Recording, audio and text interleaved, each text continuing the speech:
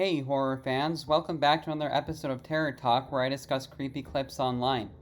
The original horror music that you hear in these videos is composed by me. Now imagine being able to save on everyday expenses and put that money towards your next horror movie outing, spooky decor, or haunted carnival excursion.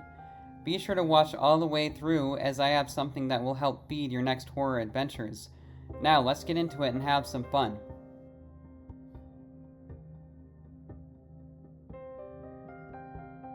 It was a normal Friday afternoon at my high school.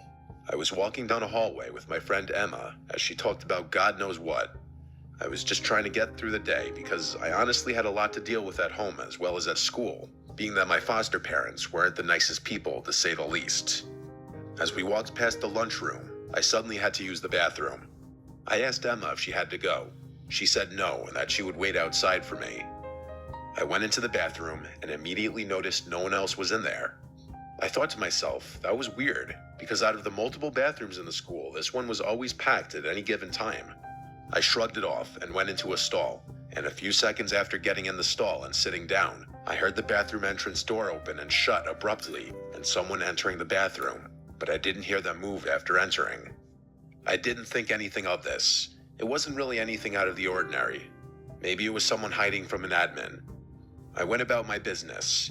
I stood up to button my jeans and read the writing on the bathroom wall. There was a bunch of random quotes and rants about teachers. Then I heard the door open again, and I assumed whoever was in here had left. I came out of the stall, and as I left the bathroom, Emma was looking at me with a weird face, almost like a "what the hell did I just see" face. I asked her what was up, and she asked me, "Who was that standing right behind you in the bathroom stall?" I got chills. I told her no one was in the stall with me and to stop fucking with. Dang. That would be so creepy, wouldn't it? Have you ever had an experience like this? Some type of almost supernatural experience, it seems? Let me know in the comments below because I really enjoy hearing other people's supernatural experiences. Like, that is genuinely something I really like to hear about. And because I've had a couple of supernatural experiences myself, but yeah, let me know in the comments below if you've ever had anything creepy like this happen to you, because that would just be so creepy. With me. She promised me she wasn't. She told me she actually came in seconds before I came out because she realized she did need to go. But then she saw someone else in the stall, standing with their shoes touching the back of mine. That's how close they were behind me in the stall.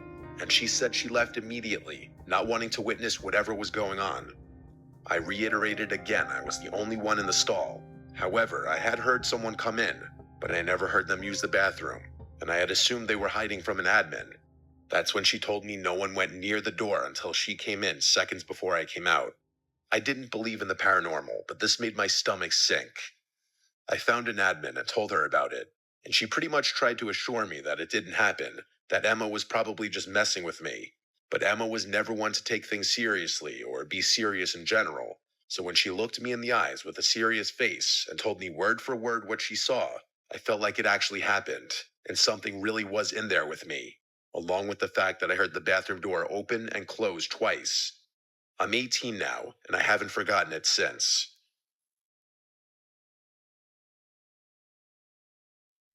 Yeah, I mean, I feel like if your friend is hardly ever serious about stuff when it's time to be serious, then I feel like you should believe them. And that goes for this story. Like, if someone is adamant about something, like, why would you discredit them? And honestly, one of my biggest pet peeves is when someone doesn't believe you. Don't you hate that? Don't you freaking hate that? When someone who you supposedly trust just doesn't really believe what you have to say about something. Like, I don't know, that's just a huge pet peeve of mine because, like, why the hell wouldn't you believe it, asshole? Like, it really just bothers me when you try to tell someone something and they just won't believe you. But yeah, I thought this was a creepy story. And since that was on the shorter side, I am going to play this next one as well.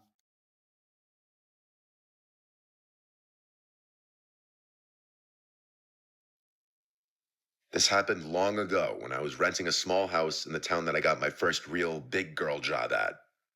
It was a small one-floor house with 2 bedrooms, 1 bathroom, and just enough living space for myself and occasionally hosting some people.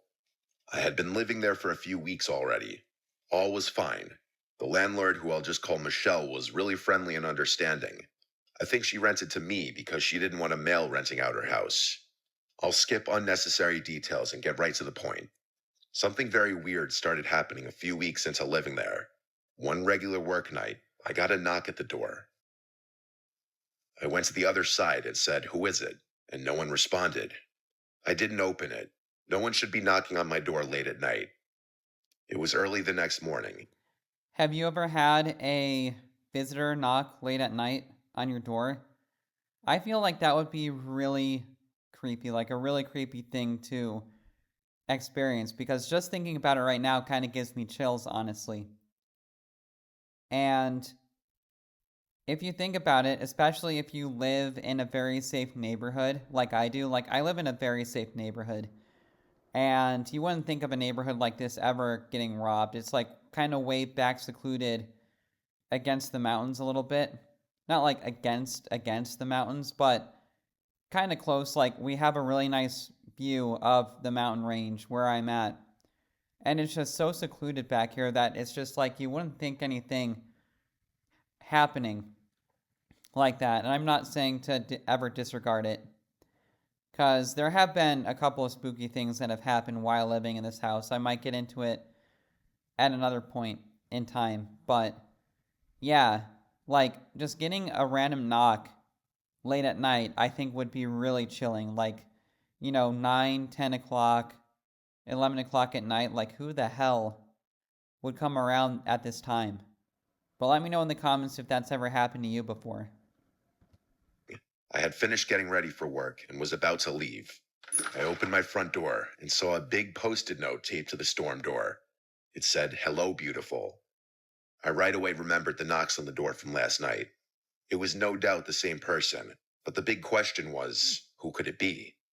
I crumpled it out of disgust and threw it in the trash, hoping and assuming it would be a one-and-done thing. It was that night that I got another knock at the door. This time a little earlier, while I was cooking dinner.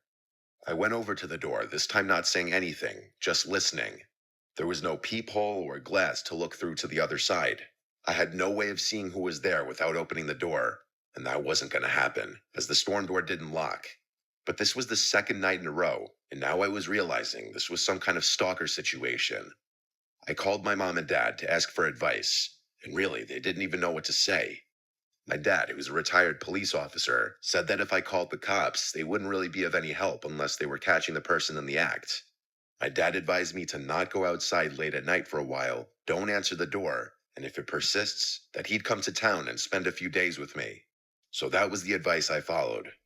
The next morning, I think that's really good advice, honestly, because in these types of situations, like, what can the police do? I feel like, honestly, the police are useless in most situations unless it's actually happening in the act, but, that's just my opinion. But he's a good dad for giving her that advice and offering to stay for a few nights, because a lot of fathers, sadly, I don't think would do that because they just don't care enough. But yeah, I thought that was really good advice on the father's part. the first thing I did was check the storm door for another note, and part of me died inside when I saw another note stuck to the glass. This one said, "I like to watch you."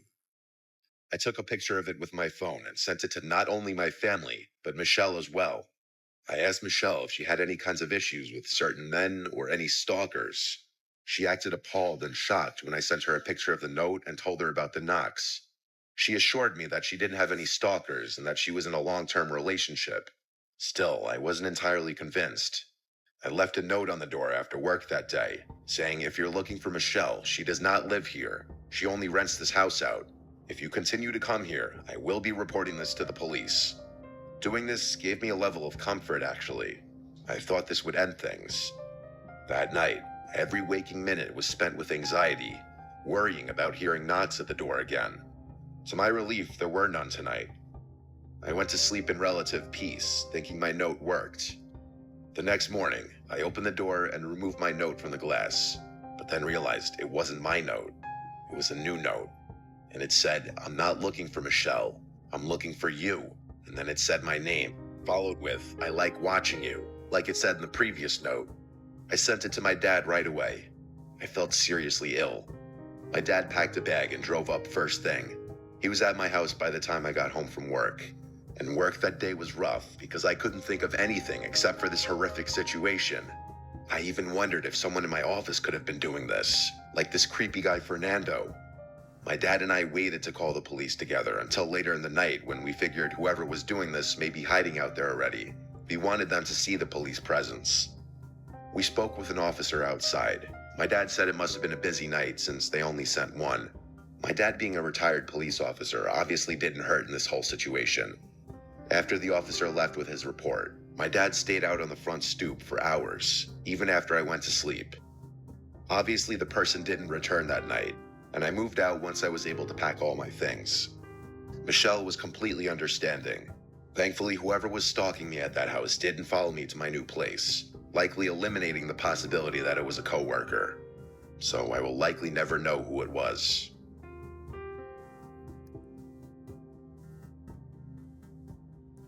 Yeah, I thought this was a really creepy story too. And honestly, it's sad that women have to deal with this. And I think it happens a lot more often than not, these creepy stalker stories and situations. But, you know, why can't people just leave each other alone? Like, it's really just kind of sad that this happens. And I kind of had my own stalker type situation when I was living in LA. There was this girl that had a beard, like an actual beard, and I hung out with her once, and I just was not feeling it. Like, sorry, but that's just not kind of gross. And she would not stop texting me after that. Luckily, she didn't know where I lived, because I'm sure if she did, she would kind of be stalking that place also. But yeah, she wouldn't stop texting me or emailing me, and I basically had to block her and get really harsh with her. But, so I've kind of had my own stalker story and situation, and it's really just not fun. So just be respectful of people's space. I mean, it's really not that hard. But I thought these two stories were definitely creepy, and if you're ready to save and make more money to feed your horror adventures, check the pinned comment below. And I hope you enjoyed the commentary and the music, and I will see you in the next video.